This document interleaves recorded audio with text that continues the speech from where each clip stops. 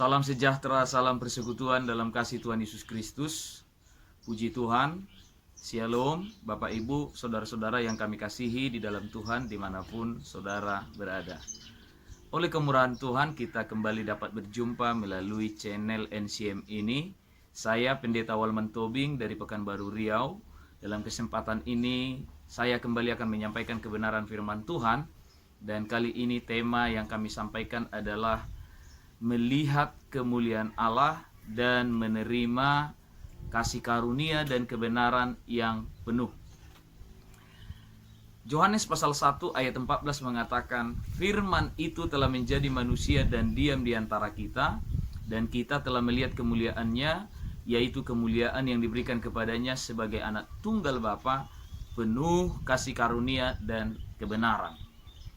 Saudara-saudara yang dikasihi oleh Tuhan, melalui ayat ini dengan jelas kita diyakinkan bahwa melalui firman Kristus yang disampaikan, yang diperdengarkan, maka kita akan melihat kemuliaan Allah.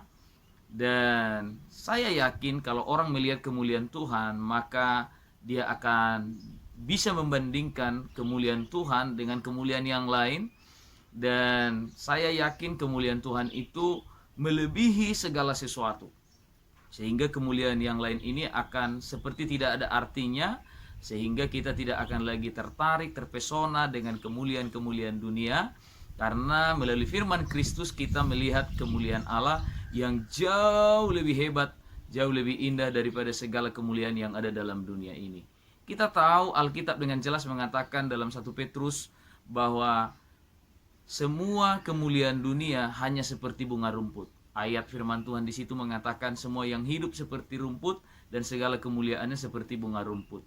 Rumput akan menjadi kering dan bunga akan menjadi gugur. Tetapi firman Tuhan tetap untuk selama-lamanya. Dan Yesus juga berkata bahwa langit dan bumi akan berlalu, tetapi firman Tuhan tidak akan berlalu. Karena itulah bagi kita yang percaya menerima firman Kristus, kita menjadi orang-orang yang dilahirkan kembali oleh kebangkitan Yesus dari antara orang mati, dan kita memiliki kehidupan yang penuh dengan pengharapan bahwa kita akan menerima bagian yang tidak dapat binasa, yang tidak dapat cemar, yang tidak dapat layu, yang tersimpan di sorga bagi kita. Sehingga inilah yang akan membuat kita menjadi orang yang bersyukur, bersukacita, dan kita akan menjadi orang yang hidup beribadah dan melayani Tuhan, karena kita melihat kemuliaan Allah itu melebihi segala kemuliaan yang ada di dalam dunia ini. Karena itu gereja hamba Tuhan harus terus menyampaikan firman Kristus, karena melalui firman Kristus inilah setiap orang yang mendengar dan menerimanya akan melihat kemuliaan Allah. Itu yang pertama. Yang kedua, orang yang menerima firman Kristus, kita yang mendengar menerima firman Kristus juga akan menerima kasih karunia dan kebenaran yang penuh.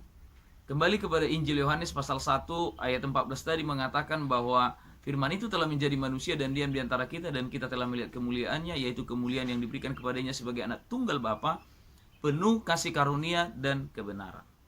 Saudara-saudara yang dikasihi oleh Tuhan, kepenuhan kasih karunia dan kebenaran yang dari Tuhan ini yang sangat kita butuhkan. Bahkan inilah kebutuhan terpenting dalam kehidupan kita.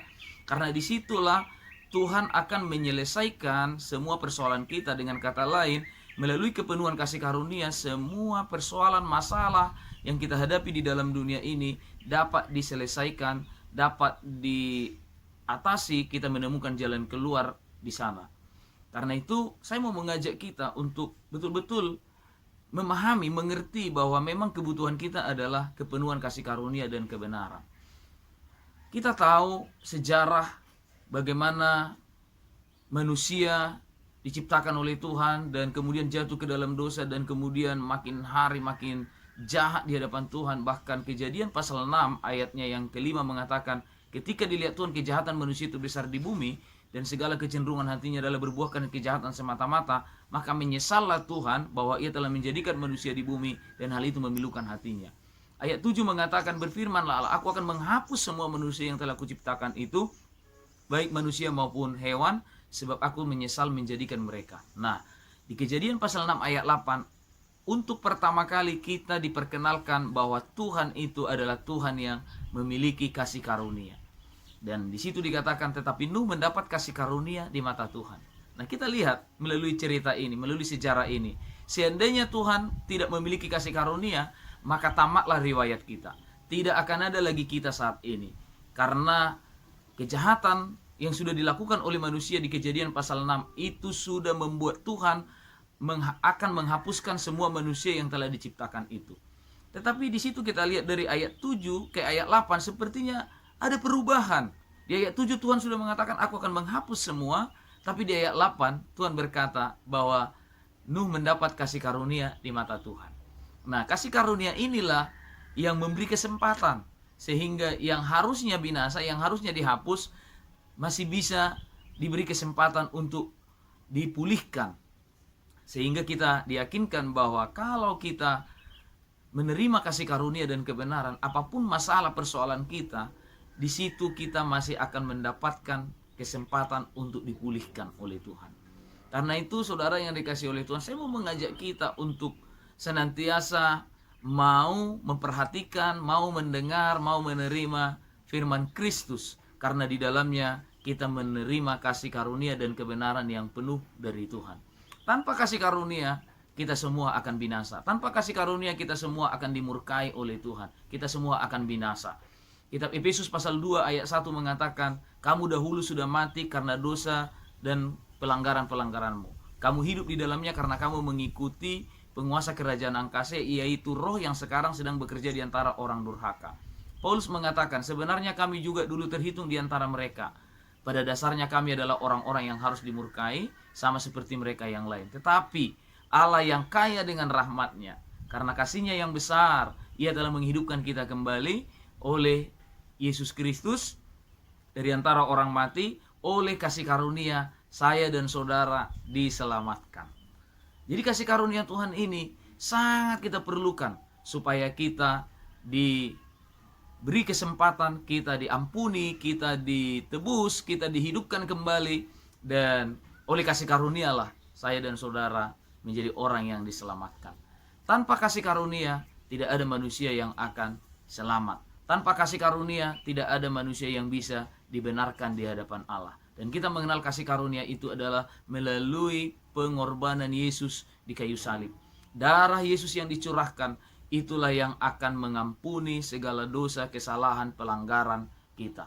Sehingga kita menjadi manusia baru, manusia yang diciptakan kembali oleh kuasa firman Tuhan, dan kita hidup di dalam kuasa Roh Kudus, sehingga kehidupan kita menjadi kehidupan yang penuh dengan sukacita, penuh dengan damai sejahtera.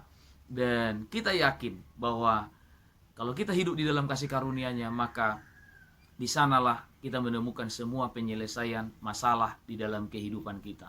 Tidak ada yang tidak bisa diselesaikan kalau kita menerima firman Kristus dan selalu menghargai firman Kristus di dalam kehidupan kita. Karena itu kalau kita datang beribadah ataupun kalau kita berdoa, yang kita harapkan selalu adalah firman Kristus ini terus disingkapkan, dibukakan rahasianya bagi kita, sehingga mata rohani kita akan semakin tercelik dan kita akan menjadi jemaat yang kuat, jemaat yang tetap berpengharapan sepenuhnya kepada Tuhan.